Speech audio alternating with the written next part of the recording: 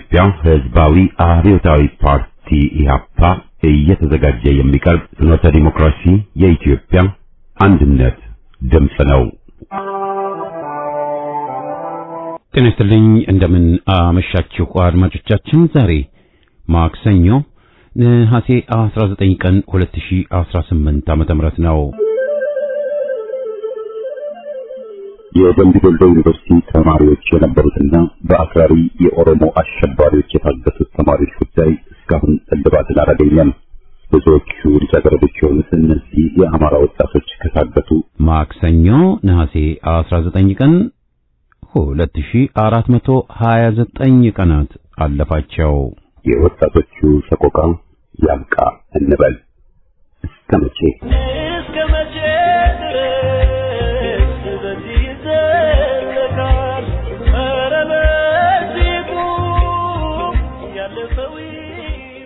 ዝግጅታችንን የምንጀምረው በዜና ይሆናል።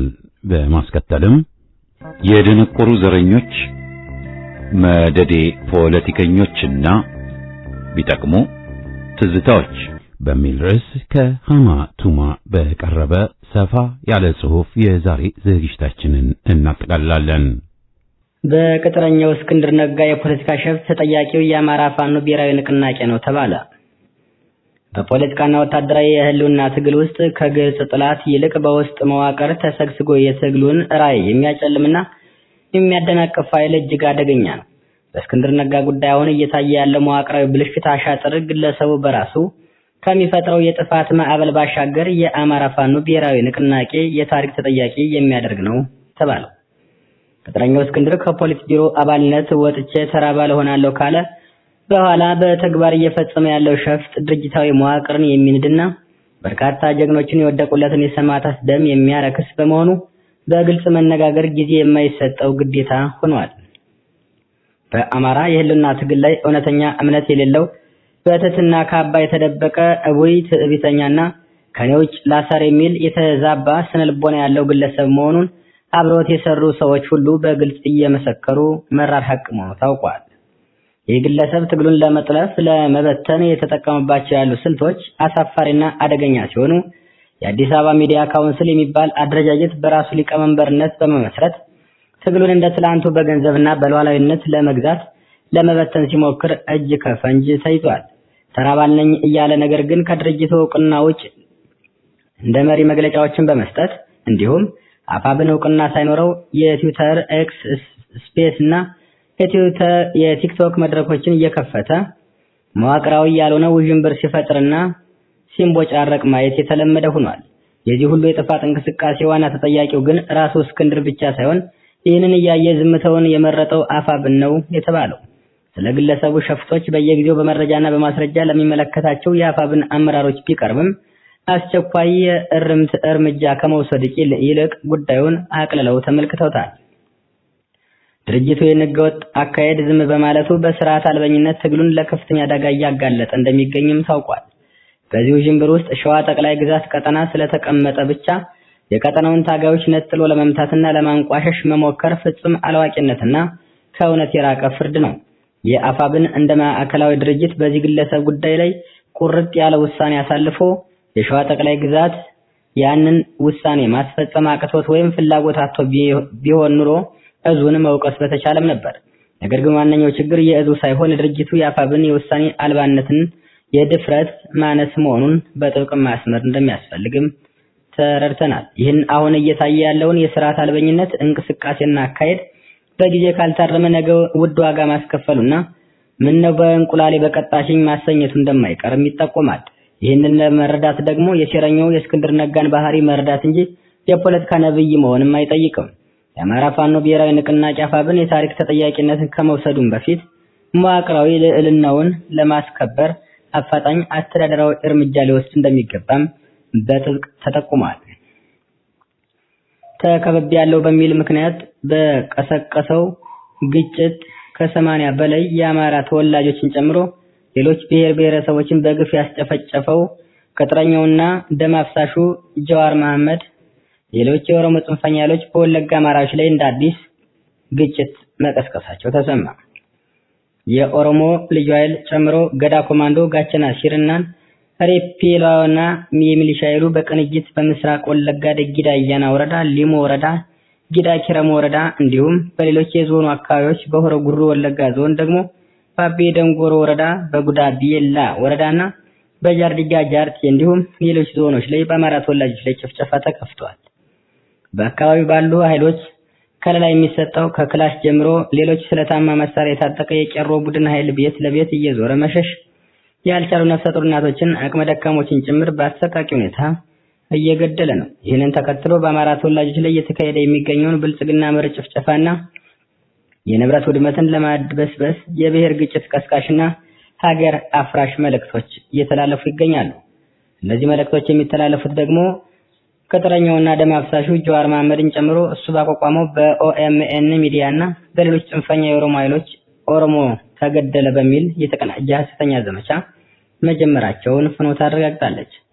በአማራ ተወላጆች ላይ የሚፈጸመው እልቂትና የንብረት ውድመት ተባብሶ እንዲቀጥል ለማድረግ ቀደም ሲል በእኛ አካባቢ ቀና ብሎ የሚሄድ ክርስቲያን ካለ አንገቱን ነው በሜንጫ የምንቆርጥለት በሚል ሃይማኖታዊ ግጭት ቀስቃሽ መልእክት በማሰራጨት ተከብቤያለሁ በሚል ምክንያት በቀሰቀሰው ግጭት ከ80 በላይ የአማራ ተወላጆችን ጨምሮ ሌሎች ብሔር ብሔረሰቦችን በግፍ ያስጨፈጨፈውና ለዚህም አልጸጸትም በሚል የተሳለቀው ቅጥረኛውና ደም አፍሳሹ ጀዋር መሐመድና ሌሎች የኦሮሞ ጽንፈኛ ኃይሎች የተገደሉ ንጹሃን አማራዎችን አስከሬን ምስልና አሃዝ በማህበራዊ ሚዲያ በመለጠፍ ህዝብን ለማደናገር እየሰሩ እንደሚገኙም ተረጋግጧል።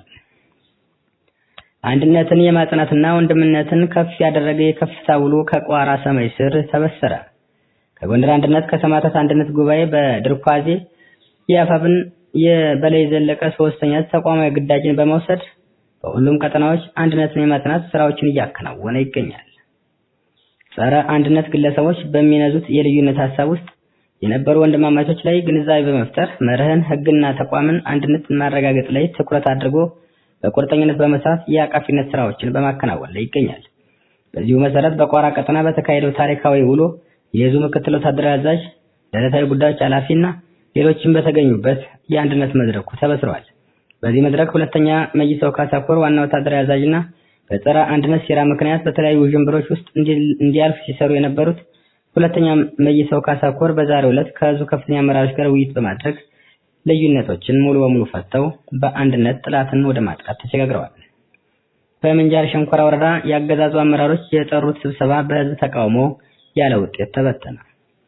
በምንጃር ሸንኮራ ወረዳ በከፍተኛ ኑሮ ውድነት ፍትሃዊ ባልሆነ የግብር ጫና ምክንያት ስራ አቁመው በቤታቸው የተቀመጡ ነጋዴዎች ተጠርተው እንደነበርና የካድሬዎቹን በስብሰባ ያነሱት አጀንዳና ለማወያየት የሞከሩበት መንገድ አካሄዳቸው ስላልተመቻቸው ስብሰባውን በትነውታል።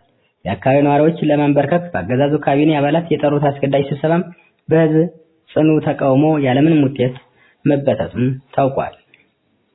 የወረዳውና የከተማ አመራሮች፣ የ125ኛ ክፍለ ጦር አዛዦች እንዲሁም የሪፐብሊካን ኮማንደር የሚሊሻ ኃይሎች በማስከተል ህዝቡን ሰብስበው ለማስፈራራት ቢሞክሩም የሰፊው ህዝብ መራራ እውነት ጽኑ የፊት ለፊት ተቃውሞን አስተናግደዋል ሲል የአፋብን ህዝብ ግንኙነት መምሪያ አስታውቋል። የህዝብ ዋና ስጋት የአገዛዙ ኃይሎች በደል ሲሆን አመራሮቹ ፋኖና የፋኖን ትብብር እንቅስቃሴዎች በማንሳት ህዝብን ስጋታችንን እንጠብቃላችኋለን የምትሉት እናንተ ያሰማራችኋቸው ሚሊሾች የሚደርሱብን ደፈራ፣ ዘረፋ፣ እንግልት፣ እስርና ግድያ ነው። ፋኖ የኛው ለኛው የወጣ የአብራክ ክፍያችን ነው በማለት የገዢውን አካል ወንተኛ አቋምና ተግባር አጋልጠዋል። እንደ አማራ ህዝብን ያላገናዘበ የግብር ጫና ሌላኛው ዋና ስቃይ ሲሆን የሰው ልጅ ሰርቶ ማደር በከበደበት በወገን ላይ የኑሮ ውድነት ባየለበት ወቅት ከተማ ማስዋብ በሚል የሚካሄደው የግብር ብዝበዛ የሰዎችን አቅም ያላገናዘበ መሆኑን ጠቅሰው አውግዘዋል። ነዋሪዎች ንብረታቸውን ብንሸጥ እንኳን ልንከፍለው የማንችለው ግብር ተጥሎብናል ያሉት ልጆቻችን ዳቦ ባጡበት ጊዜ በብልጭልጭ ነገሮች የምንደሰትበት ጊዜ ላይ አይደለንም ሲሉ ምሬታቸውን ገልጸዋል። ነዋሪዎች አክለውም ሰርተን መኖር ካልቻለን እናንተም ልትኖር አትችሉም በማለት ያገዛዙን ጫና ከማንኛውም ስጋት በላይ መሆኑን ገልጸው በምሬት አስጠንቅቀዋል። ስብሰባው በህዝቡ ከፍተኛ ምሬትና በጠንካራ ተቃውሞ በከፍተኛ ውጥረት ከተበተነ በኋላ በተፈጠረው አለመግባባት ምክንያት 5 የሚሊሻ አባላት በመከላከያ ሰራዊት መረሸናቸውን የውስጥ ምንጮች አረጋግጠዋል። የአገዛዙ ኃይል ስርዓተ ቀብሩ በታላቁ ዲማ ቅዱስ ጊዮርጊስ ገዳም ተፈጸመ። በዲማ ከተማና ለምጨና አካባቢ ባካሄደው ለአስጨራሽ ውጊያ በርካታ ያገዛዙ ኃይል ተደምስሷል። በጀነራል ሶፊያ በክሪ ትዕዛዝ የተሰጠው ኮሎኔል ጸጋዬ በጮቄ ሰንሰለታማ ተራሮች በታንክ በመድፍ በቢኤም እና በ3 በሞርተር ድሽቃና በእግረኛ በሰማይና በምድር ሲርመሰመስ የነበረው ኃይል ሳይሳካለት ቀርቷል። በተጨማሪ ደግሞ በለምጨም መስመር በጎተራ ወይራና ጠለማ ዴንሳ እንቆራ ቦርቦርና በ74ኛ ክፍለ ጦር ቀጠና አብራጅት ቀበሌ አድማሱን አስፍቶ ምሽት ቢንቀሳቀስም ከጧት 12 ሰዓት እስከ ምሽት 12 ሰዓት ሙሉ በሙሉ ሲደመሰስ ውሎ ምሽቱን ደብረ ወርቅ ቢቸና መሰል ከተሞች የለቅሶ ቀብር ምሽት አድርጎት አምሽቷል። በኮሎኔል ጸጋዬ መሪነት በጎጃም የተለያዩ አካባቢዎች የተውጣጣ ተጨማሪ ኃይልን በመያዝ ከጮቄ ተራራ እስከ አባይ ሸለቆ ያለን የፋኖ ኃይል አጸዳለሁ በሚል የተንቀሳቀሰው አገዛዙ የአርበኞች ምድር ከረመጧ ዲማ ጊዮርጊስ ለምጨን ዴንሳና እንቆራ ቦርቦር እየተተለተሉ የመጡ ያገዛዙ ዙፋን አስጠባቂ ኃይል ድባቅ መጥተዋል። ጀነራል ሶፊያ በክሪ ትዕዛዝ የተቀበሉ ጀነራሎች፣ ኮሎኔሎች የአማራን ሕዝብ ከምድረ ገጽ ለማጥፋት እየኳተነ የሚገኘው አገዛዝ በእነማይ ወረዳ ዲማ ቅዱስ ጊዮርጊስ፣ ለምጨን፣ ደንሳ፣ እንቆራ፣ የገናዥ ቦረናና አካባቢ የሚገኙ ሕዝባችንን ለመዝረፍ፣ ለማውደም፣ ለመጨፍጨፍና ወረራን ለመፈጸም በርካታ የእግረኛ ኃይል ከባድ መሳሪያዎችን ሲያስወነጭፍ ቢውልም ይዞት የገባውን ሙሉ በሙሉ እንዳይወጣ አድርገዋል። የደጃዝማች በላይ ዘለቀ ልጆች በዲማ ከተማ ቀኑን ሙሉ ባካሄዱት ለአስጨራሽ ውጊያ 18 ክላሽ የተማረከ 105 በላይ የመከላከያ ኃይል ሙትና ቁስለኛ 12 በላይ አድማ ብተና ሙትና ቁስለኛ 21 ሚሊሻ የተደመሰሰ 24 የሚሊሻ ከባድና ቀላል ቁስለኛ ሲሆኑ በደብረ ወርቅ ከተቀበሩት ውስጥ ደግሞ በርካቶቹ እዚያው እንዲቀሩ ተደርጓል። ከደጃዝማች በላይ ዘለቀ ልጆች ጋር ተዋግቶ ዲማ ከተማ መቆጣጠር ያቃተው አገዛዝ ከደብረ ወርቅ መድፍና በእነማይ ሰቀላ ገበ ቢኤም 107 ሌሎች ከባድ መሳሪያዎችን በማስወንጨፍ የዲማ የመጀመሪያ ደረጃ ትምህርት ቤት፣ የሆቴል መገልገያ ዕቃዎች፣ የንግድ ተቋማት፣ የአርሶ አደሮችን የአፈር ማዳበሪያ፣ ገዳማትን፣ መነኮሳትን ለበረከት ፈውስ ለማግኘት የመጡ ምዕመናንን የቅዱስ ጊዮርጊስን ሙዚየም ላይ ከፍተኛ ጉዳት አድርሷል። በእነማይ ወረዳ ሰቀላ ቀበሌ የገባው ጠላት አባ ኮስተር በላይ ዘለቀ የትውልድ ቀየ ለምጨን ለመግባት ቢሞክርም ጀግኖች የበላይ ዘለቀ ልጆች የጠላትን ሰራዊት ሲያራውጡት ውለዋል። አገዛዙ በዲማ ጊዮርጊስ ገዳም፣ በዲማ ከተማና ደብረ ጽሞና የሚኖሩ ነዋሪዎች ላይ የፈጸማቸው ግፎችን በተጨባጭ ማስረጃ እንደወጣ ተነግሯል። ተጠናክሮ የቀጠለ የንጹሃን አሳዛኝ ጭፍጨፋ ዛሬም እንደ ትላንቱ ተፈጸመ። የጸረ ሕዝብ አገዛዝ ሰራዊትን ከአካባቢው ጥምር ጦር ጋር በመተባበር በአማራ ሕዝብ ላይ እያደረሰ ያለው የዘር ጭፍጨፋን አጠናክሮ ቀጥሏል። በተለይ ሰሞኑን ከዚህ ገዳይ ኃይል ጋር በመተባበር ከኋላ ቄሮን በማስከተል ሌሊ ተክለ ሃይማኖት ተቋምን፣ ቤተክርስቲያንን በመውደም ፈንድቃን ሙሉ በሙሉ በማቃጠል አንዶዴ ሻሾበር ከተማን በመውደምና አቅመ ደካሞች አይነ ስውራን ነፍሰ ጡሮችን መጫቶችን ጨምሮ በአሰቃቂ ሁኔታ ከ60 በላይ ንጹሃንን ሲጨፈጨፍ እንዲሁም የአንዶዴ ሻሽበር ከተማን የቅድስት ሥላሴ ቤተክርስቲያን ዋና አስተዳዳሪ ቆሞስ አባ ታደሰን ጨምሮ ታላላቅ ግፎችን እየፈጸመ እንደሆነ ታውቋል። ይህ በእንዲህ እንዳለ ከዛሬ ጧት 2 ሰዓት ጀምሮ ከየቦታው የተሰደዱ የተፈናቀሉ እናቶች፣ አባቶች፣ ህጻናትና አጠቃላይ አማራዎች መነሻውን ከኪረም ወረዳ ወደ ቆርቆፌ ላይ በማስገባት የገዳይ ኃይል ከባባድ መሳሪያዎችን በማስጠጋት ማለፍ በመድፍ በዙሪያ 3 በታንክ ተፈናቃዮች ላይ ሙሉ በሙሉ እንደተጠቀመ ለማወቅ ችለናል። በምዕራብ ጎጃም ዞን ቋሪት ወረዳ የአካባቢው አመራሮች ከየመንገዱ ያፈኗቸውን በርካታ ህጻናት ወጣቶችን ወደ ወታደራዊ የማሰልጠኛ ተቋም ባለፉት ጥቂት ቀናት መውሰዳቸው ታውቋል። እነዚህ ወጣቶች የመማርና የተሻለ ህይወት የመምራት ተስፋቸው ተቀጥፎ ወደ ጦርነት ግንባር እየተሰደዱ ነው፣ ህዝብ ይወቀው በማለት አንድ የአካባቢው ነዋሪ ለፍኖተ ጠቁሟል። በሌላ በኩል የአካባቢው ባለስልጣናት የሚዘውሯቸው የማህበራዊ ሚዲያ ገጾች በምዕራብ ጎጃም ዞን የቋሪት ከተማ ወጣቶችና ምዕራብ ጎጃም ዞን ቡሬ ወረዳ ያለችን አንድ እናት ሀገር ኢትዮጵያ ናት፣ እሷንም ለማገልገል ዝግጁ ነን በማለት የአካባቢው ሰራዊትን ለመቀላቀል ወደ ማሰልጠኛ በህብረተሰቡና በወረዳው አመራር ሽኝት ተደርጎላቸዋል በማለት የሐሰት መረጃ ያሰራጩ አካላትም በቅርብ እርምጃ እንደሚወሰድባቸው ጠቁመዋል። ግፍን የተቃወሙ የአገዛዙ ወታደሮች ከነሙሉ ትጥቃቸው ፋኖን ተቀላቀሉ።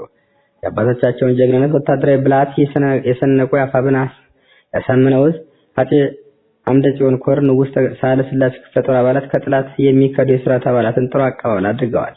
የአገዛዙ ሰራዊት የተዳከመ እየፈረሰ በሚገኝ በዚህ ወቅት የአገዛዙን ብልጽግና ውድቀት እየተረዱ የጦር አባላት በርካቶቹ ወደ ፋኖ ተቀላቅለዋል።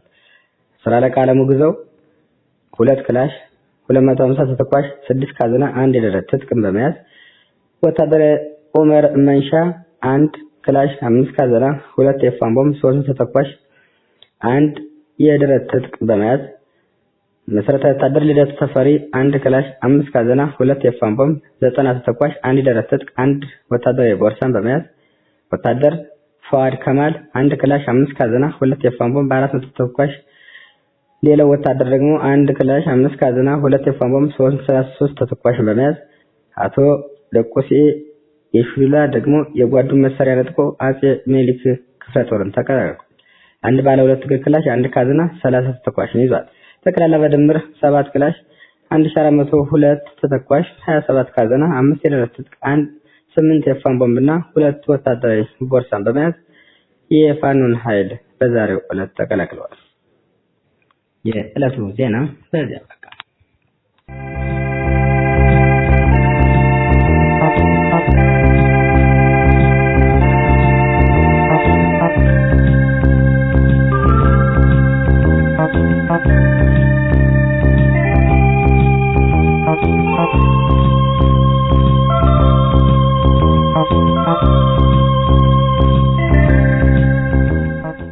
የደነቆሩ ዘረኞች መደዴ ፖለቲከኞችና ቢጠቅሙ ትዝታዎች ገሃማ ቱማ።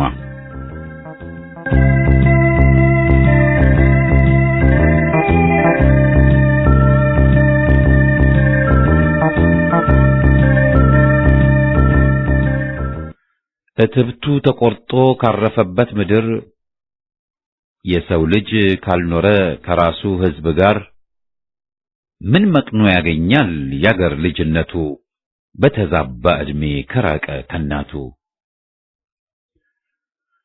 ኃይሉ ገብረ ዮሐንስ ገሞራው። በነሐሴ 1961 ዓመተ ምህረት አንድ DC-3 አውሮፕላን 7 ሆነን ጠልፈን ወደ ሱዳን ስንገባ በቅርቡ ወደ ሀገራችን እንመለሳለን የሚል ጽኑ እምነት ነበረን። ጊዜ አልፎ ነቃፊዎችና አዋራጆች ሲፈሉ አንድ የፈረንጆቹ ሰላይ የነበር ግለሰብ እኛን ያቀለለ መስሎት የጠለፉት አውሮፕላን እኮ እንቁላል የሚጫንበት ነው ብሎ ተችቶ አስቆን ነበር። ይህን ውዳቂ ግለሰብ ደርግ ጊዜውን ጠብቆ ሰደድን ሰርገህ ልትገባ ሞከርክ ብሎ ገሎታል። ቁም ነገሩ ግን ያጼውን ስርዓት ማክተሚያ መሆኑን ማወቃችንና ነጻ በሆነች ኢትዮጵያ ለመኖር ተስፋ ማድረጋችን ነው። ግን አልሆነም። ወደ ኢትዮጵያ ምድር ተመልሰን በትግራይም ጎንደርም ጎጃምም ልንታገል ብንችልም ለውጥ መጥቶ በአገራችን ልንኖር አልቻልንም።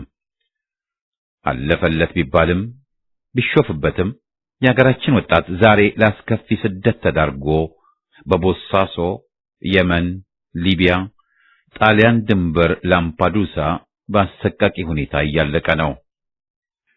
ለዚህም ነው የገሞራው ቀጣይ ግጥምም ሲያጅበን እስከ ዛሬ ቀጠለው። ክንፍ የለኝ ሆኜ እንጂ ክንፍማ ቢኖረኝ መቼ አስችለኝ ነበር እኔ አንቺን ሳልጎበኝ፣ መቼ አስችለኝ ነበር እስከ ዛሬ ድረስ ያቺ ውድ አገሬን ሳላይና ሳልደርስ። ገሞራውም ለአገሩ ሳይበቃ በባዕድ አገር ሞቶ በኢትዮጵያ ግን ሳይፈልግ ሊቀበር ሆኗል። ሌላ ራሱን የቻለ ታሪክ። ባጭሩ ያሰብነው ዓላማ አልሆን ብሎ ቢዘገይም ቃል ኪዳናችንን ሳንክድ እነሆ እስከ ዛሬ በትግል ላይ አለን ባመጽ ለማለት በሙሉ አፍና ድፍረት የምንነሳውም ባያሌ ድለላ ሳንሸነፍ ችግርና መከራ ሳይፈታን ትግል መቀጠል በመቻላችን ነው። ያን ጀግናና ታጋይ ትውልድ ከልቡ ለአገሩና ወገኑ ቆሞ ለጋ ሕይወቱን የገበረውን ሁሉ ዛሬ የሚያወግዙትን የሰው አሳማዎች መስማት መገደዳችን ደግሞ ያስቆጨናል። ለቀጣይ ትግላችንም ነዳጅ ሆኖ ስናይና ዛሬም ወጣቱ አይ ተስፋ ቆርጧል፣ በዲቢና ላሙዲ ተሸንፏል ሲባል ለውድ አገሩ መስዋዕት ሊሆን ተነስቶ ሲተካን መደሰታችን ደግሞ አልቀረም። ሆኖም አለን ባመጽ አዲስ ስርዓት እስኪታነጽ የሰማዕት ደም ፍትህን አግኝቶ እስኪታበስ ማለታችንን ግን አላቆምንም። ዛሬ ይህን ማንሳት ግዴታ የሆነው የደረስንበት የታሪክ ወቅት ዳግም እንደገና በአገርም ውስጥ ሆነ በደጅ ክንፍ አልባ መብት አልባ በአገራችን ባዕድ ተፈናቃይ ስደተኛ እንዳንሆን ነው። ለሶስት አራት ዓመታት የሕዝባችን ትግል ተፋፍሞ ወያኔን ሊያስወግድ አምሮ እየገፋ ነው። በዚያው ልክ ደግሞ ወያኔና ጭፍሮቹ ይህን ትግል ሊያደናቅፉ በመዋደቅ ላይ ናቸው። ማን ያሸንፋል ግብግቡ በደም ታጅቦ በወገን ደም ታጅቦ በመካሄድ ላይ ነው። ጎርፉ ሲመጣ የመዘጋ አይጥ ከየጉድጓዱ ብቅ ይላልና የምናውቃቸው ሆኑ አዳዲስ አይጦች ጥርሳቸውን አግጠው ብቅ ብለውብናል። ፈሪ ተለይ ነጋሪት ተጎሽሞ ማን አገር ወዳድ አርበኛ ማንስ ቡከን አስመሳይ ታጋይ መሆኑም እየታየ ነው። ግና ሕዝብ በቃ ብሎ ተነስቷልና የወሳኝ ለውጥ ጊዜ በየተሬው ፈንጥቆ አለው እያለን ነው። በገዛ ቤታችን ባይተዋሮች ሁነን ኑሮ ተባለና ይኸው እኖራለን፣ ይህን ሁሉ መዓት ባናት ተሸክመን ሲል ገሞራው ያማረረውን ሕዝብ የማሰለቸን በቃን ብሎ በማመጹ የወያኔ የውድቀትና መቀበሪያ ቀን መጣው ተቀበሉኝ እያለን ነው። አቤት ልንል ስንነሳ ግን ጋሬጣ እየጣለን ድላችንን ስንቀማ ቆይተናል። ያኔ በዚያ ጎህ ባልቀደደበት ዘመን ለትግል ስኬት አስፈላጊ የሆነው ድርጅት ምስረታ አዲስም ከባድም ሙከራ ነበር። ወደ ውጭ ሀገር አውሮፕላን ጠልፈን ልንሄድ ስናቀድ አውሮፕላን ላይ ወጥቶ የሚያውቅም ውጭ ሀገርንም ያዩ አንድ ወይም ሁለት ነበሩ። መውጣት አስፈላጊ ሆኖ የተገኘው አንድም የተማሪውንና የሕዝባችንን ትግል ለማስተጋባት ሲሆን በዋናውና ሌላው መንገዱ ደግሞ በውጭ ለትጥቅ ትግል ተደራጅቶ ለመመለስ በሚል ነበር። ከኛ ቀጥለው ሌሎች በወለጋ በኩል ወደ ሱዳን ወጥተው ኢህአፓም ሆነው ተመልሰው ታግለው የተሰውም ቆየት ብለውም የተውንም ነበሩ። ነዋለልኝ ጌታቸው፣ ማርታና ሌሎችም የጠለፋ ሙከራ አድርገው መረጃው በደረሰው ጨካኝ መንግስት ተገድለዋል። የገዳዮቹም ማንነት ምስጢር እንዳልሆነ ይታወቃል። ሕይወታቸውን ገብረዋልም። የኛን እርምጃ በተመለከተ ብዙ ተብሏል። አብዛኛው ሐሰት ነው። አንድ ለፎ ማቀውን ሲጽፍ ከምዕራብ ጀርመንና አልጄሪያ ኤምባሲ ተመሳጥረው ያደረጉት ነው ብሏል። የሁለቱ ሀገሮች ጎራ ተጻራሪ እንደነበርም አላሳሰበውም።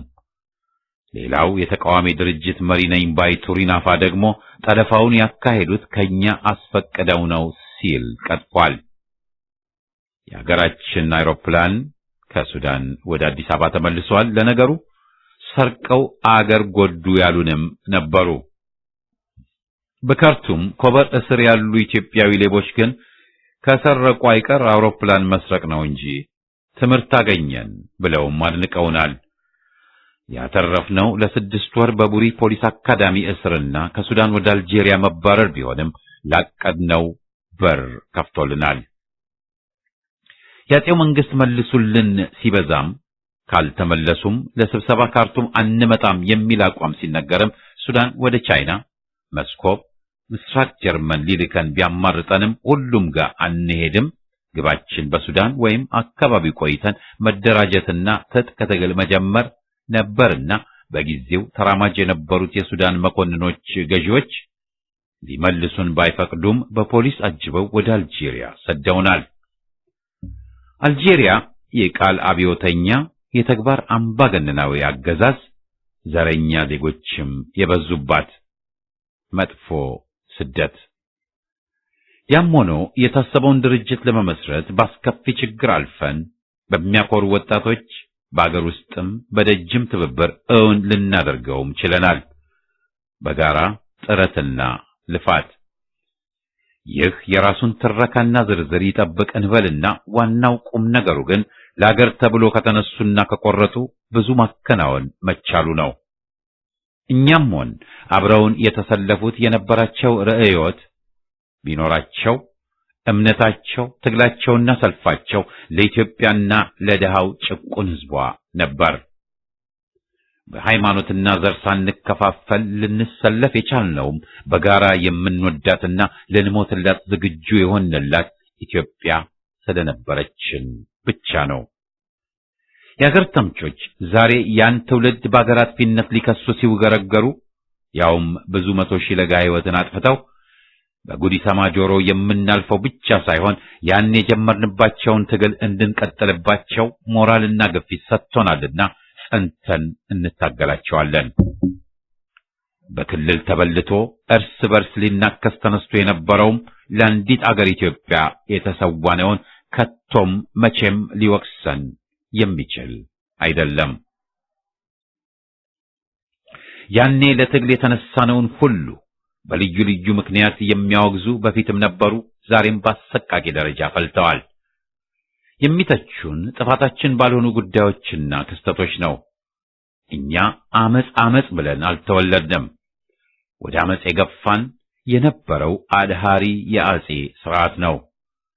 እነ በላይ ዘለቀን የሰቀለውና ምድረ ባንዳን የሾመው አጼው የነመንግስቱና ገርማሜ ንዋይን የመፈንቅለ መንግስት ሙከራ በአሜሪካ ድጋፍ አክሽፈው ከዚህ ሙከራ ግን ትምህርት ቀስመው ለውጥ ለማምጣት ፈቃደኛ ቢሆኑ ኑሮ የእሳቸውም የሥርዓታቸውም መጨረሻ የተለየ ይሆን ነበር።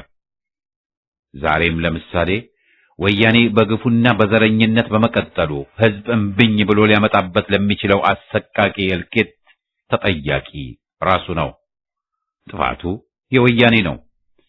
የካቲት አብዮትን የጠራ የአጼው ስርዓት በመሆኑ የዜጋ ግዳጃቸውን ሊወጡ በተገደዱ ተራማጆችና ወጣቶች ላይ ውግዘት መከመሩ ፋይዳ ቢስና ከታሪክ ሂደትም የተጣላ ይሆናል። እንዳልካቸው መኮንንም የጥገና ለውጥ ሊያሳፍን ሲሞክር ሰራተኛው ሕዝብ በጠቅላላ ስራ ማቆም አድማ ይቅርታ ጊዜ አልፏልና ወገድ ያለውም አለ ምክንያት አልነበረም። ከዚህ ተያይዞም ሊነሳ የሚገባው ደግሞ ያለን የነበረን ፍርደ ገምድልነትና ጭቆና የለም ማለቱ ችግርን የሚፈታ ሳይሆን የሚያባብስ መሆኑ ነው። የአጼው ስርዓት የፊውዳል ስርዓት ነበር የሚለውን ሊክዱ የከጀሉ የታሪክ ላጲሶች ብቅ ማለታቸውንም በአሁኑ ጊዜ እየታዘብን ነው። ጭሰኝነት፣ ገባርነት፣ ምርትን ለባላባቶች ማስረከብ እና በድህነት መማቀቅ መቼ ታይቶ ሊሉ የተነሱትን መቼም ታውረዋል ብንል የለሆሳስ ንግግር ይሆናል።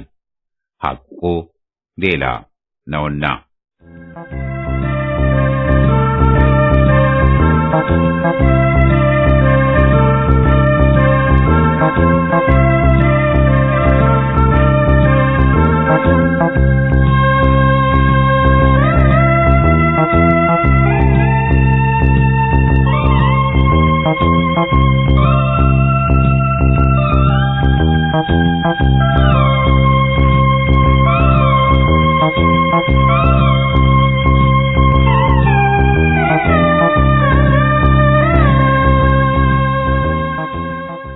የአርሶ አደሩ ዓይን ያወጣ የመበዝበዝና መሰቃየት ሁኔታ ለአርሶ አደር አመጾች መፈንዳት በደቡብም በጎጃምም ምክንያት ከመሆኑ ባሻገር መሬት ላራሹን አብዮታዊ መፈክርም አድርጎታል።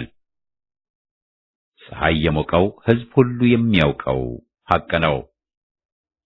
ብሔራዊ ከበርቴ የሚባል መደብ ሊከሰት ታግዶ አቀባባይና ቀጥረኛ ከበርቴዎች ተፈልፍለው ሰርቶ አደሩንም ሕዝብ መብት ነፍገው ሲበዘብዙና ሲያስበዘብዙ እንደነበርም የሚረሳ አይደለም። የደቡብ ጢሰኛ አርሶ አደር ላይ በሃይማኖትም በብሔረሰብም ደረጃ ጭቆና እንደነበረበት የማይካድ ሆኖ ሳለ ዛሬ ዓይናቸውን ጨፍነው ይህን ሐቅ የሚክዱት ደግሞ ዛሬ በዚህ መስክ ላለው ችግር ከፍተኛ አስተዋጽኦ አድራጊና አሁንም ችግር ፈጣሪ ሆነው ይፈረጃሉ።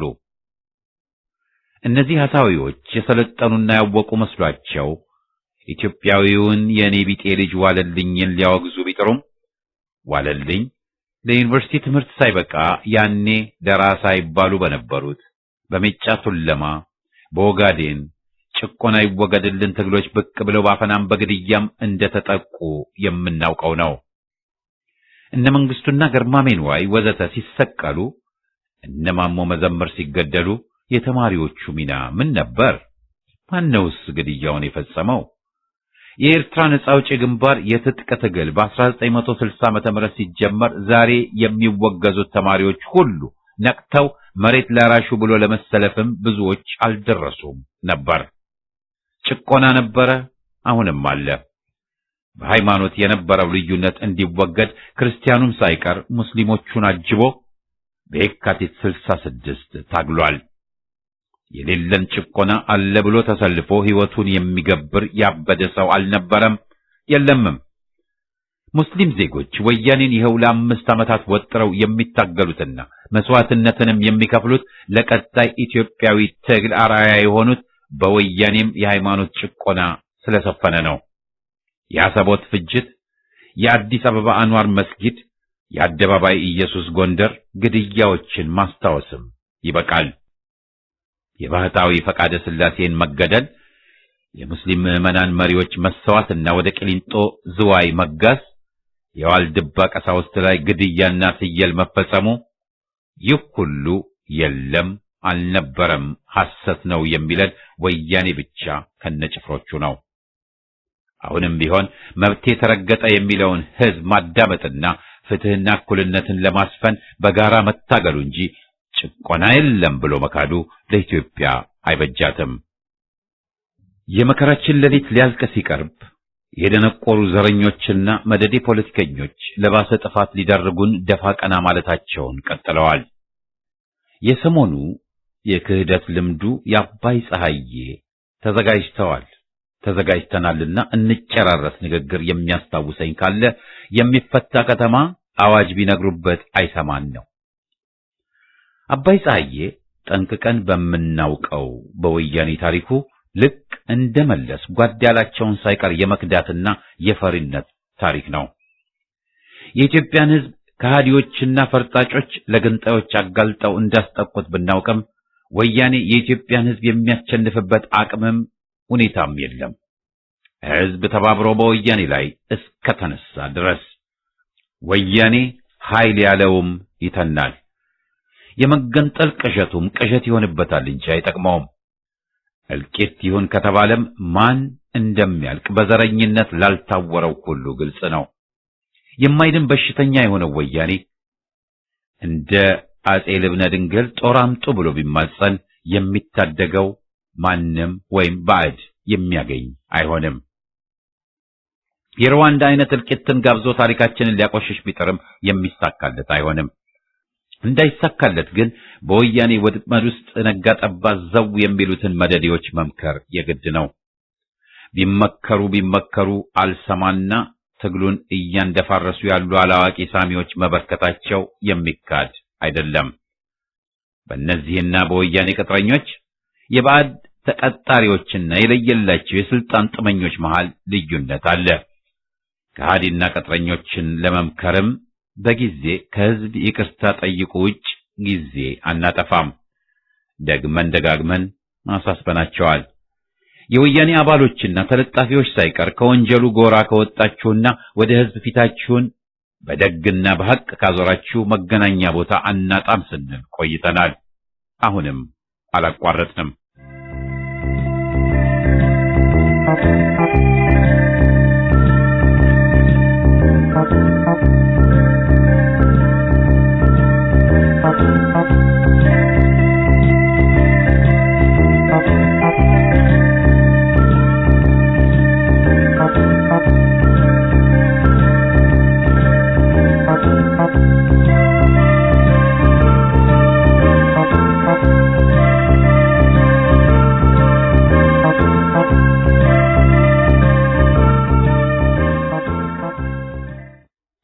ፍትህን ማወቅ ማየት ያቃተውን ጠቅላይ ሚኒስቴር ተብዬ በአስመሳይ ወይም በከተሜዎች አነጋገር ፎርጅድ ኦሮሞ ለምሳሌ ወርቅነህ ገበየሁ ሆነ ሌላ ለመተካት መከጀል ጉልቻ ቢቀያየር ወጥ አያጣፍጥም ነው። ቀደም ብሎም እንደ በረከት አይነቶቹ አስመሳይ አማሮች ተለጣፊ ቡድናቸውን ይዘው የት እንደደረሱ አይተናል። እስረኛ ፈታን ባሉ ማግስት አስቸኳይ ጊዜ አዋጅ አውጆ መግደልም ማሰርም ጮሌነት ሳይሆን በራስ ላይ ጥፋትን ማውረድ ነው። ዋናው ትኩረታችን ያወቁ መስሏቸው የሕዝብን ጎራ እንደ ደንባራ በሬ የሚያተረማምሱትን ይመለከታል። ተቃዋሚ ነን ብሎ በዚያው የወያኔን አቋምና ፍላጎት አስተጋቢ መሆን በወልቃይት ጠገዴ ጉዳይም ሆነ በድርድር ያስጠይቃል። የሕዝብን የሙት ከተማና ሌሎችንም አድማዎች ተጻሮ ወይም ለመከፋፈል ሲንደፋደፉ መገኘት ስህተተኛ ያደርጋል።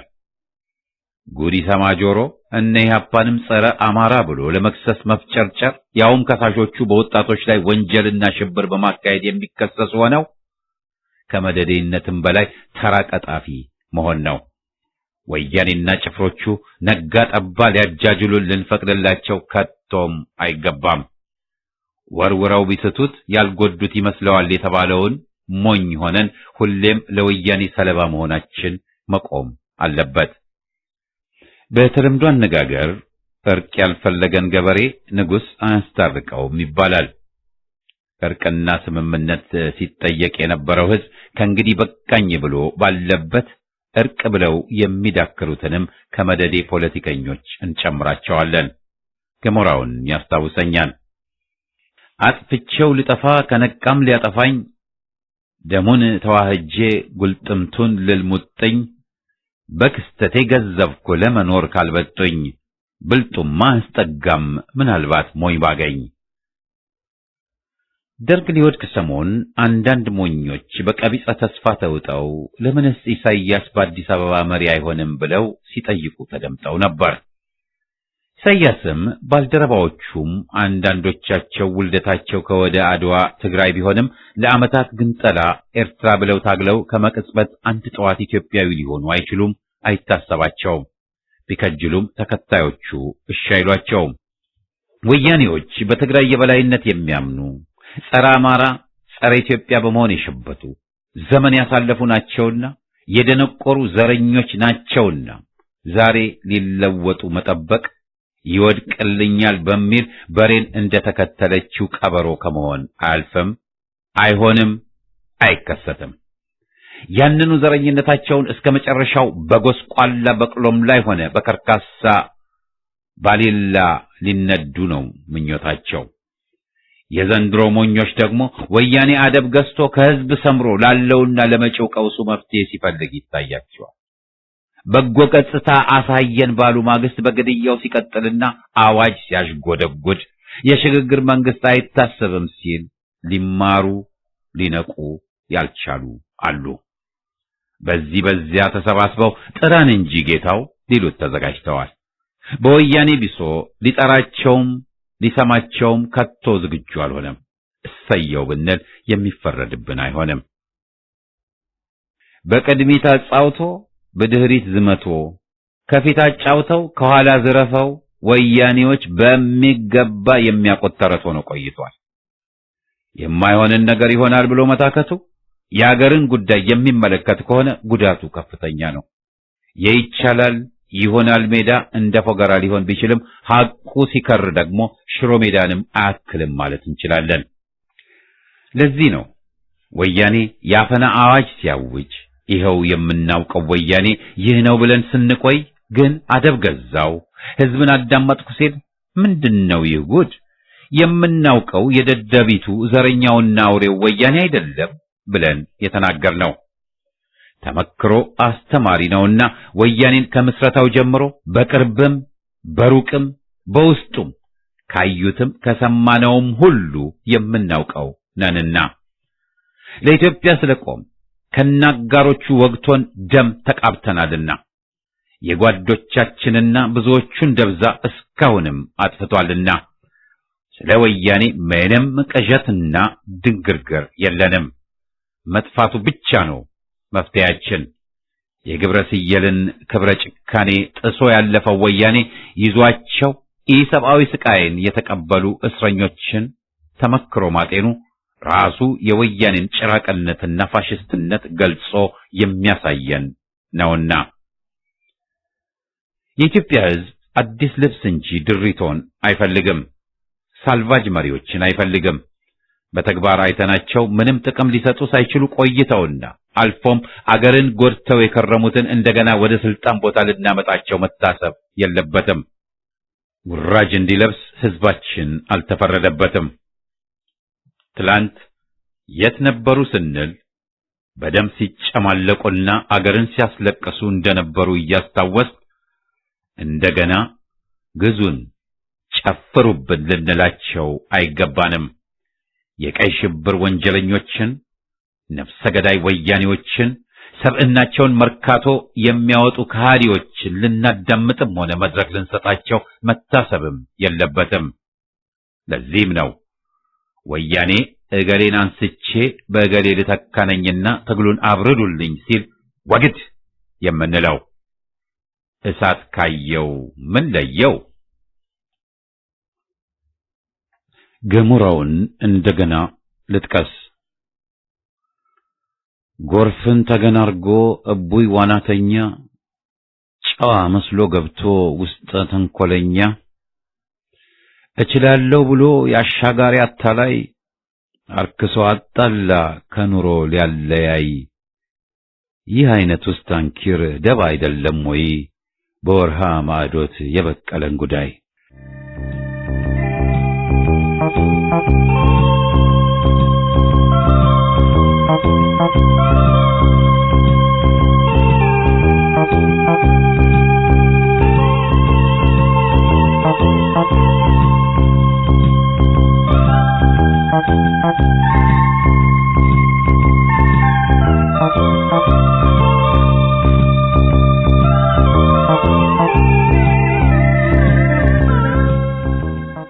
ሕዝብ ለፍርድ ሲመኛቸው፣ ታሪክ ለትቢያ ሲያጫቸው ተመልሶ በስልጣን ቦታ ላይ ቁጭ እንዲሉ መፍቀድ የለብንም።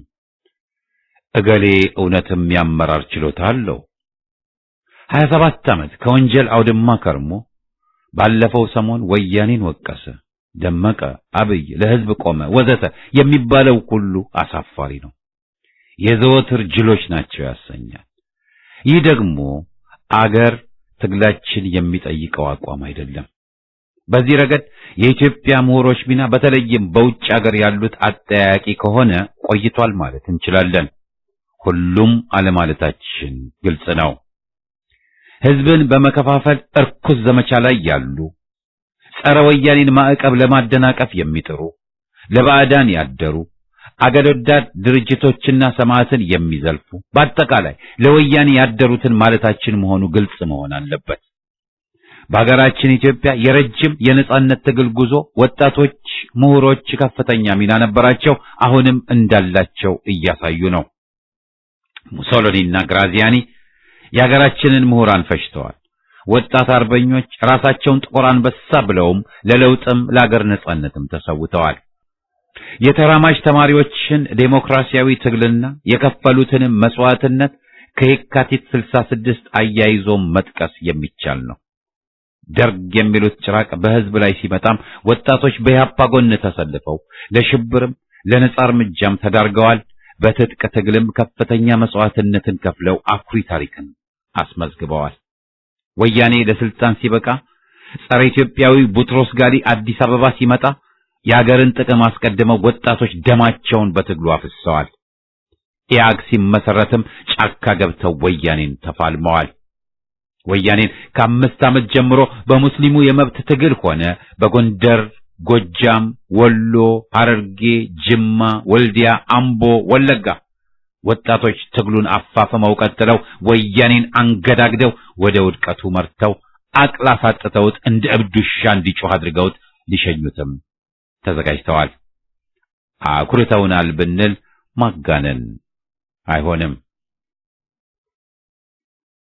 ከዚህ ላይ የጎደለና በአሁኑ ጊዜም በጣም አሳሳቢ ሆኖ የምናገኘው አንድ ክስተት ደግሞ በአብዛኛው የትግራይ ወጣቶችና ምሁራን ንዑስ ከበርቴዎች በዚህ አገር አድን ሰልፍና ተቃውሞ ላይ አለመገኘታቸው ነው። ገና ከጠዋቱ በበኩላችን የትግራይ ሕዝብ የጭቆናውን ተረፍ መረፍ ትርፍራፊ በማግኘት የሕዝብ ጠላት ሆኗል ይል የነበረውን ፍረጃ አንቀበለውም ብለን በገሃድ ቆመናል። በተያያዘም ወያኔ ሻዕቢያ ብሎ ዜጎችን በእብሪትና ኢፍትሃዊ መንገድ ከሀገር ሊያባረር ሲነሳ ተቃውመነዋል። በትግራይ ሕዝብና በወያኔ መሃል ልዩነት መኖሩን ጫና በመስጠታችን እናንተማ ያው ትግሬዎች ስለሆናችሁ ነው ተብለንም ነበር። የትግራይ ምሁሮች በአብላጫው የወያኔ ትምክህትና ዘረኛነት ሰለባ ሆነው ከሌላው ኢትዮጵያዊ ተነጥለው ሲቆሙ፣ በዘር ቆጠራ ሲሰማሩ፣ ተጨፍነው ሕዝብን ሲያስቀይሙና የትግራይን ሕዝብ ለአደጋ ሲያጋልጡ ይህ አቋምና አካሄድ ወደ ጥፋት እንደሚወስዳቸው ደጋግመን አሳስበናል። እንበለውና ክሱና ዘለፋው ግን ከመርሃችን ፈቀቅ አላደረገንም፣ አቋምም አላስቀየረንም። ወያኔ ሶማሌውን በኦሮሞው ላይ በማስነሳትም ምን ያህል ደም እያፋሰሰ መሆኑን አይተናል። በዚህ ረገድ ጽንፈኛነትን የማንንም ብሔረሰብ ቢሆን የሚያራግቡትን ኢትዮጵያን ትጎዳላችሁና አቁሙ እንላቸዋለን። ጽንፈኛነትን በጽንፈኝነት፣ ዘረኛነትን በሌላ ዘረኝነት ልንተካ መነሳቱ ለኢትዮጵያ ጉዳት እንጂ ስርየትን አያመጣም። ለዚህ ነው በሕዝብ መሃል ክፍፍልና ጥላቻን ሊያስፋፉ የሚጥሩት ወያኔዎችና ሌሎች ጭፍሮቻቸውም ጸረ ኢትዮጵያ ናቸው የምንለው። አማራው ከኢትዮጵያ ይገንጠል የሚል ሸንካላ ጥሪን ያስደመጡ የመቀሌ ውላጅና ምልምል አስመሳይ አማራዎችንም አልሰማንም። በተያያዘም የወያኔን መሰሪና ጭካኔ የተሞላበት ስልት ሁሉ ማየት እንገደዳለን። ወያኔ ገና ከጠዋቱ በሰርጎ ገብ ሥራ ሙሉ እምነት የነበረው ነውና ይህንንም ካለቃው ከሻዕቢያ የተማረው ነው። የሕዝብን ትግል ለማፈን ስለላና አደናጋሪ ፕሮፓጋንዳን በማሰራጨት ብዙ ጉዳት አድርሷል። ይህን ማድረጉ ወይም መሞከሩ በራሱ አስወቃሽ ላይሆን ቢችልም ራሱን መጠበቅ አለበትና የሚሞኝለት ሰው ማግኘቱ ግን ነው ችግሩ። የአንድ ብሔር ድርጅት ዋና መሪ ለምሳሌ የወያኔ ደህንነት የወር ደሞዝ ተከፋይ ተቀጣሪ ነበሩ። ጊዜ ያለፈበትን ቅጥረኛ አስሮ የመልቀቅና ወደ ሕዝብ ጎራ ወደ ድርጅት ማስጠጋትን ወያኔ እየሞከረው ከአንዴም ሁለቴ ሳይሆን ከዚያም በላይ ተሳክቶለታል። ልደቱ የተባለውን ለምሳሌ በሰላይነት ቀጥረው ወደ ኢህአፓ ሊያስገቡት ብለው ሲያቀታቸው ወደ ቅንጅት በኢዴፓ ስም ከተው ጉዳት ማድረሳቸውን በቅርቡ አንድ የወያኔ ደህንነት አባል የነበር ነግሮናል። በጊዜው ይህን ሰው ተጠንቀቁ ብንል ቀንታችሁበት ነው ብለው ያወገዙንና ወያኔውን ያወደሱ ጥቂቶች አልነበሩም። ግለሰቡ ለይስሙላ ለወር ታሰረና ማንዴላ የሚል ቅጽል በወያኔ ገፋፊነት ተሰጥቶት ጉዳት አደረሰ። ጉዮ የተባለ የቦረና ተወላጅ የወያኔ ተቀጣሪ ሆኖ ግን ታስሮ ተፈታ በሚል ሽፋን ናይሮቢ መጥቶ ጃተኔ አሊን በክሮጽዮንን ተጠግቶ በሆቴሉ ሁለት የወያኔ ነፍሰ ገዳዮችን አምጥቶ አስገድሎታል። ሌላው ደግሞ ታስሮ የተፈታ በሚል ናይሮቢ እነ ኒማ ኖጎን ተጠግቶ በድንበር ያለን የስልጠና ሰፈር ሳይቀር ካየ በኋላ ወደ ወያኔ ከርቶ ጦር አምጥቶ ሰፈሩን አስደምስሷል። ዛሬም በዚህ አይነት በየድርጅቱ የተሰማሩትን አጥፊዎች ማንነት ለሚመለከታቸው ድርጅቶች ብንጠቁምም ጆሮ ዳባ ብለው እንዳሉ የሚታወቅ ነው። የጠላትን ጥቃት ለመከላከል እጅ አጥፎ ከመጠበቅ ይልቅ ጠላትን ሰርጎ ገብቶ ተንኮሉን ማወቅና ማክሸፍ ስምሪት ራሱን የቻለና በደርግ ጊዜም በድርጅት ደረጃ በስራ ላይ የዋለ ነው። ጽንፈኞች የሚያደርሱት ጉዳት ግልጽ ሆኖ ሳለ ጽንፈኝነትን ወያኔ ራሱ እንደሚያበረታታ የምናውቀው ሲሆን ሌሎች ደግሞ በይፋ አማራን ረዱ ለሚሉት ወፈፊዎች ሁሉ መድረክ ሲሰጡ ቆይተዋል። ካምፓላ ኡጋንዳ በነበርኩባቸው ዓመታት የወያኔ የኬንያ ኤምባሲ የጸጥታ ኃላፊ የነበረ ግለሰብ አሁን በውጭ ጉዳይ ሚኒስቴር አዲስ አበባ ይሰራል። በካምፓላ የነበረን አንድ የኢትዮጵያ ምግብ ቤት የኢሃፓ ንብረት ነው ብሎ በመጠርጠሩ በምግብ ቤቱ በአሳላፊነት ይሰራ የነበረን ወጣት ስደተኛ ልጅ መልምሎ እንዲሰልለን በቀጠረበት ጊዜ በመኪና ከከተማ ውጭ እየወሰደ የሰጠው ስልጠና ትዝ ይለኛል። ልጁ ልቀጠር ወይ ብሎ ሲጠይቀን አዎንታዊ መልስ ሰጥተን የወያኔንም ክፍያ ለስደት ኑሮው እንዲያውለው ነግረነው የወያኔ ወሬ አቀባይ ሆኖ ቢያንስ ለዓመት ሰርቶ ነበር።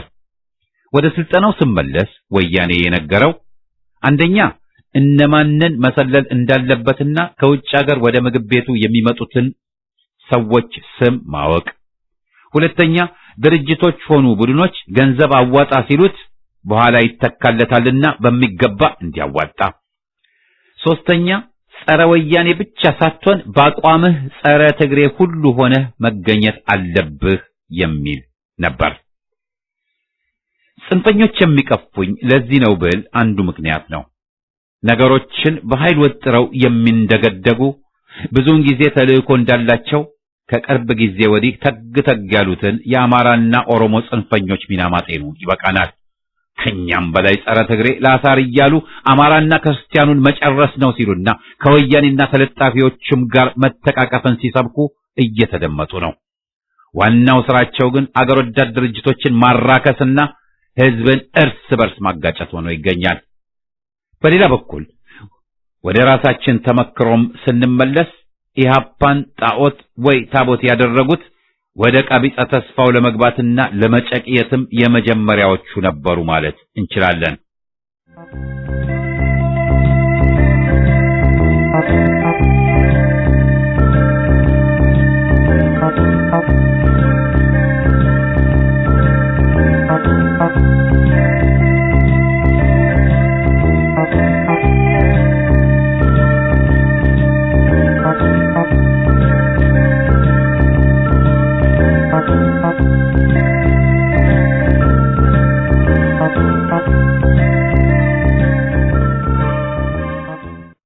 የኢትዮጵያ ወርቅ ልጅ ገሞራው ሲተች የጻፈው ወደሚቀጥለው ይወስደኛል።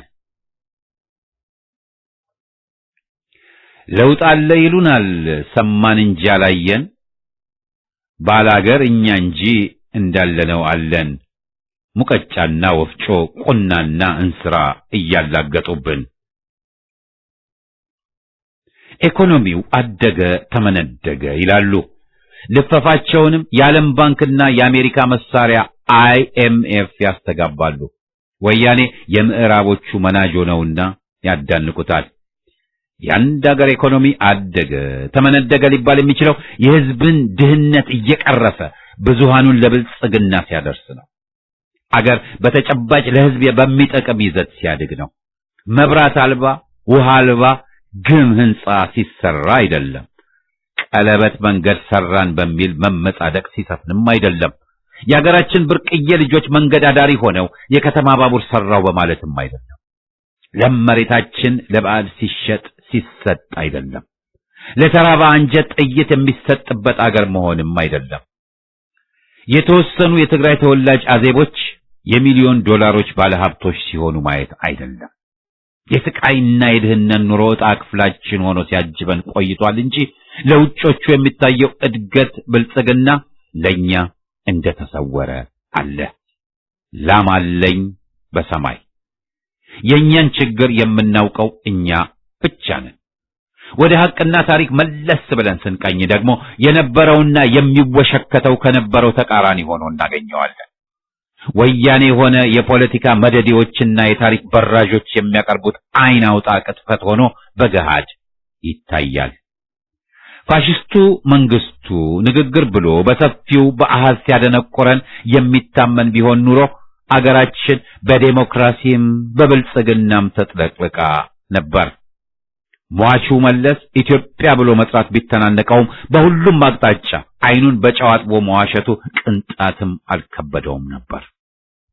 የኢኮኖሚ እድገት ሳይሆን ጣራን የበጠሰ የኑሮ ውድነት ሰፍኖብን እንደከረመ ገፈት ቀማሹ ሕዝብ ያውቃልና የፈረንጅ የተጭበረበረ አሃዝ አያደናግረውም።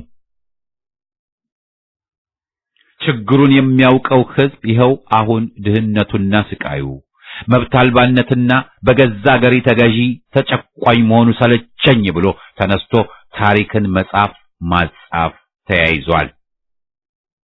የነ አዜብ ድሃነን አገሪቷን አልዘረፍንም የምጸት ሳቅ አሳቀው እንጂ አላሳሳተውም።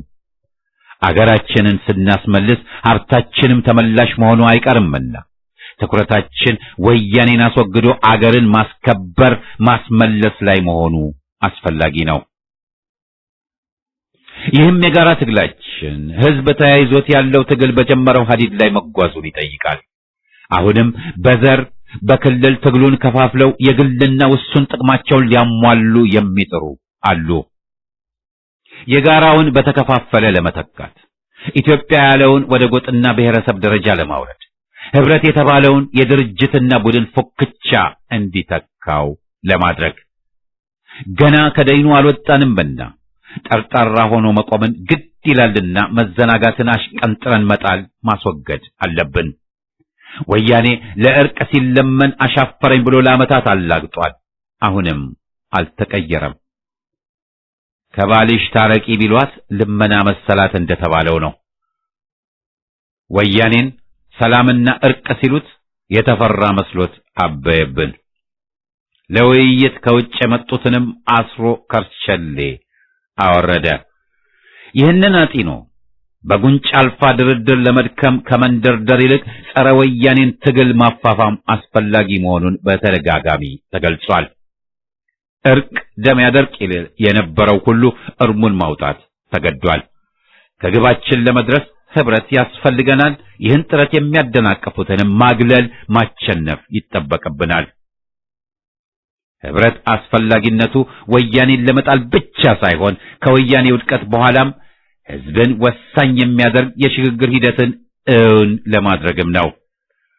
አንድ ድርጅት የሚፈነጭበት ሳይሆን ሁሉም አገር ወዳድ ድርጅቶች ተሰባስበው የሚመክሩበትና ዋናውን ውሳኔ ለህዝብ የሚተዉበት። ከዚህ የተለየ ሽግግር ሊታየን አይገባም። አሊያማ ወያኔ ያጠመደብን የብጥብጥ ፈንጂ ሁላችንንም ለጥፋት ይዳርገናል። ህብረት ወያኔን ለማስወገድ፣ ህብረት ለዴሞክራሲያዊት ኢትዮጵያ ሽግግር። ወሳኙ ዛሬም ቢሆን ነገ ህዝብ ብቻ ነው። ገሞራው ኃይሉ እንዳለው ወጋ ወጋ አድርጎ እዚያም እዚህ ምድር የኔም ሆነ ያንቺ ግዴታ እኮ ነበር ማንም የጣለውን እንደገና ማጠር። ወያኔን እናውድም።